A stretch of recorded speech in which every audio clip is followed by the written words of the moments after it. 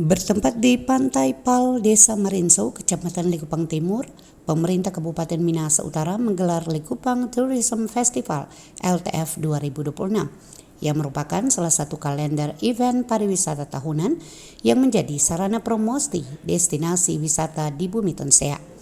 Event tersebut dibuka pelaksanaannya oleh Bupati Minahasa Utara Jong Neganda, ditandai dengan pemukulan alat musik kolintang. Beragam pertunjukan budaya dan kreativitas masyarakat turut memeriahkan pembukaan LTF 2026 tersebut.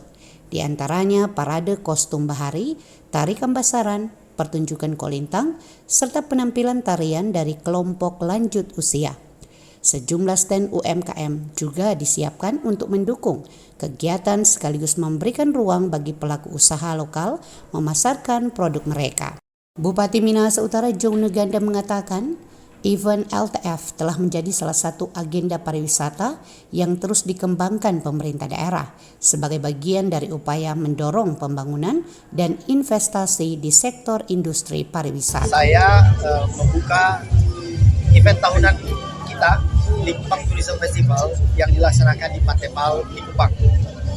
Tentu kegiatan ini yang kita laksanakan, event setiap tahun yang kita lakukan ini, terus-menerus kita gaungkan dan selalu kita laksanakan dalam rangka kita mengangkat selalu potensi pariwisata di Kabupaten Minahasa Utara.